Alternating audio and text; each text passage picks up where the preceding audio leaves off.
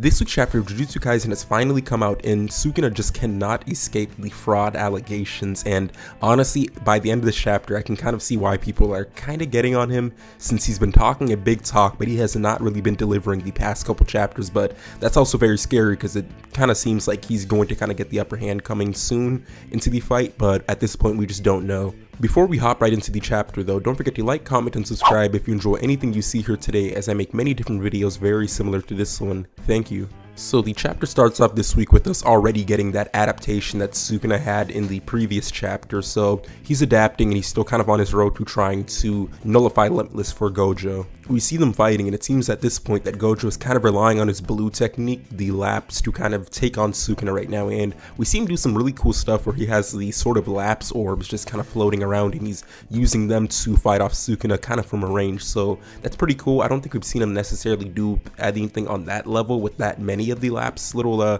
spears, but it is pretty cool seeing it, and they're kind of, just going through the environment, cutting through everything, and he's obviously trying to corner Sukuna to make him, slip up and get hit by one of them.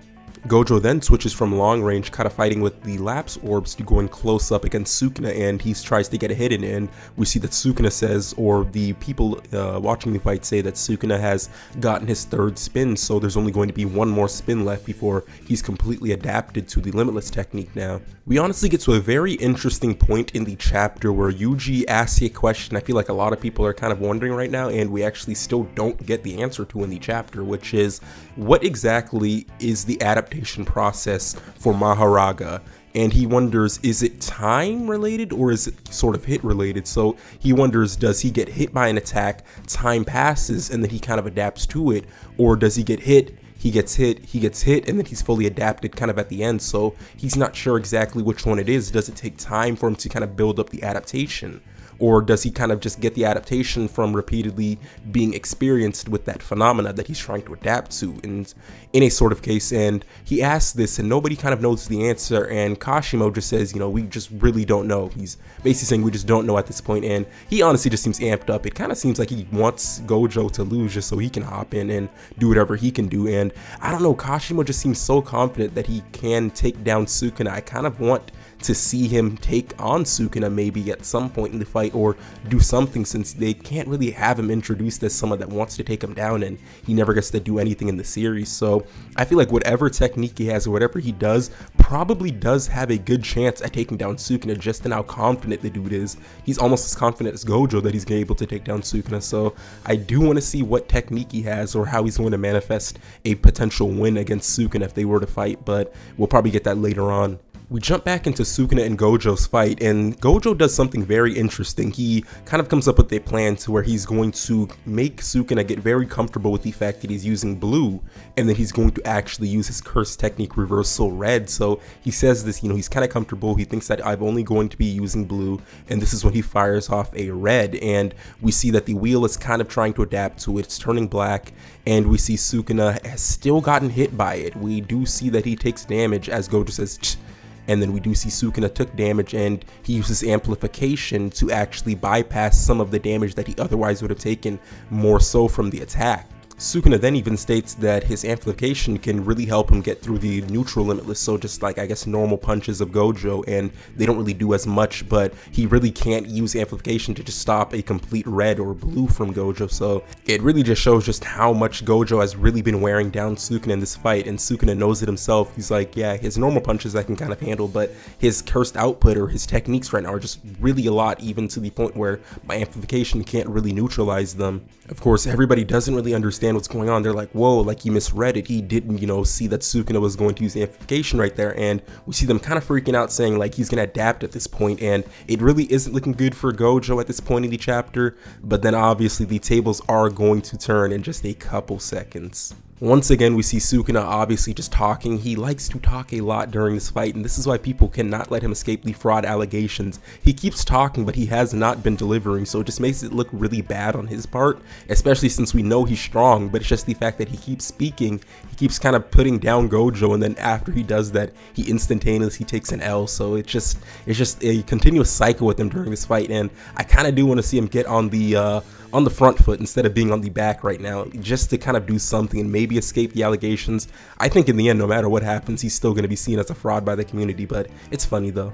So of course, getting back from my rant, we do see that Gojo had another plan with that red technique, and he even says it to Sukuna right in his face. He says that you know that the red hasn't necessarily exploded yet, and we see it hit Sukuna straight in the back, and he did not see this coming at all. I feel like what I can interpret from that attack is the fact that he kind of centralized the attack, or made it kind of hit Sukuna in a specific spot, and it kind of seems like he did it like right at the right side of his face, and I'm assuming that the red kind of traveled past him and just traveled right around the building and it came back behind him. So it was a really smart plan, and it definitely did work, since we see Gojo was able to load up a black flash infused punch, and he hit Sukuna right in the chest, right in the midsection, and it's a clean punch, and everybody can't even believe it. They're like, black flash, like Gojo can even do these, and it's honestly insane just how perfectly timed everything kind of happened in this fight to where the black flash was able to manifest at that moment. It's honestly something that Yuji would pull off, where right at the exact moment that he needs it, he'd be able to have a black flash, and this actually puts out Sukuna cold. Like, Sukuna's just gone. The dude is just out cold right now. You can't really blame Sukuna for being down and out right now in the fight after getting hit by a black flash infused punch by Gojo, which is already devastating enough, and obviously this is after he just took that red from the back, so it just is not good on his part. This isn't good, and he probably should have, you know, had a kind of contingency plan for just in case something like this happened, but obviously it seems right now that Gojo really is just the more dominant one in this fight, and Sukuna is going to have to really do something to be able to compete with him, and it kind of seems like his fallback anytime things get a little rough right now are to manifest Mahoraga, and this is actually exactly what he does. He manifests Mahoraga at the end after the Dama Chakra wheel falls, and we see him kind of come out of the shadows, and it pulls Gojo in a little bit, and Gojo seems to be kind of stuck. He can't really move, and everybody's saying, you know, Sensei, you know, what's going on, you know, get out the way or whatever, and we see Mahoraga manifest again during the chapter, and it's not in a good position for Gojo right now. He's right on top of him, and it seems like Gojo doesn't really have anywhere to really run to, and this is actually where the chapter ends off this week. And I just want to say that this was a very great chapter. It again showed that Gojo is just very high level. He has a big IQ whenever he goes into these fights, and Sukuna honestly really can't keep up at this point. At this point, all he's really been relying on is Mahoraga to kind of get him out of all of these situations, and you know, it is a card that he's able to play, so he's going to play it as much as he can, obviously, but I do see why a lot of people are kind of saying, like, you know, Sukuna, he's supposed to be the king of curses, why isn't he kind of able to use anything else in his arsenal without having to rely on Mahoraga? And I do see that argument. I just think it's really funny at this point. Like, I am enjoying the fight no matter what happens, and I just think it's funny that everybody's kind of calling the dude a fraud. And right now in the fight, it's just the fact that he keeps talking and saying things to Gojo, and then he just has not been able to back it up. So we're just gonna have to see what Sukuna is able to pull off in the next couple chapters. Maybe he'll finally do something. Maybe we'll actually see his real curse technique, since we do have that whole box kind of thing going on with Sukuna, that whole box theory about his curse technique, and he has not really used that. All he's been using in this fight is really amplifications, his domain, and Megumi's techniques, so we kind of do have a lot that we could see from him, but that's of course up to Gege if they want to introduce all of that different stuff that Sukuna's also might be able to do. But with that being said though, let me know what you guys thought of the chapter in the comment section down below. Also, like the video if you liked it, and subscribe, as it really does help me out, and I really do appreciate each and every one of you guys for stopping by and watching my video. Thank you for watching, and I'm out. Peace.